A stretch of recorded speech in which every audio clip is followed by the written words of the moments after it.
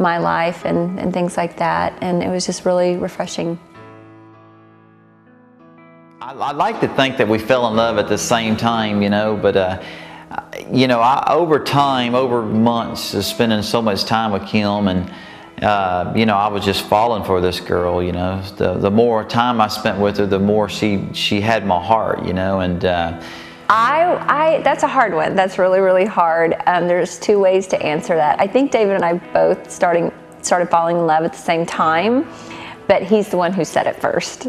I kid her all the time, say, man, I remember when you first told me you loved me, it's like, it shocked me, and she's like, no, I didn't tell you I love you. You told me you loved me first. So the way we started falling in love first was that he was actually injured in a test session that they were doing up in Milwaukee.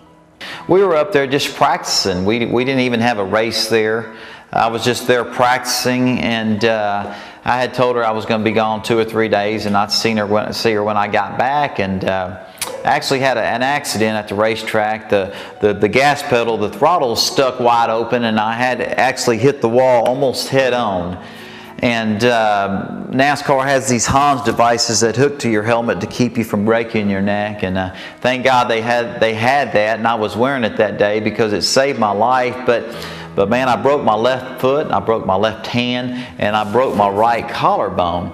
So having my left foot broke and my left hand broke and my right side collarbone broke in half, I was pretty, I couldn't really do much on my own. And he asked, to come for me to help him, nurse him back to health. And we spent a lot of our, when you would normally be doing your first dating type things and going out on first dates to restaurants and movies, we spent healing him, getting him back, or nursing him back to good again.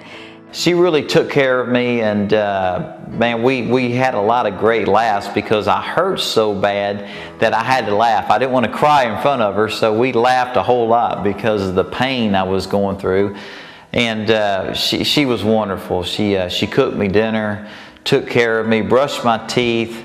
Just, you can only imagine what I couldn't do because of the way my injuries. And I think at that time, that's when we really, really bonded. And I think that's when we first, kind of knew that we were both starting to fall in love with each other. And but David did tell me first, and it was kind of cute the way he said it. We were actually with a friend of ours, and I think he had been wanting to tell me for a couple of months. This had been going on. He kind of would give me hints like, well, I'm not going to tell you about the way I feel about you, kind of like trying to get me to say, how do you feel about me? But I never would, because I knew it was coming, and it was just kind of an anxious moment. I told her I was in love with her. I told her I loved her. I remember we were in Indianapolis, and we had raced, got through racing, and we had one of my crew members with me. And we had went to Waffle House, I think. Not Waffle House, we were at Burger King or some hamburger place driving through, and we were talking on the way back to the hotel, and I don't know what the conversation was, but I had said, well, I'm in love with Kim. And so anyway, it was just kind of and I think that kind of shocked Kim. And later that night at the hotel, I finally come out and said, hey, I love you, So I was the first one that stepped up to the plate and said, I love you. I think we were both in love with each other, but finally that was kind of a neat time and a neat place where we were in our relationship when I finally told her I loved her. It was kind of a different way, but it was fun and cute and sweet.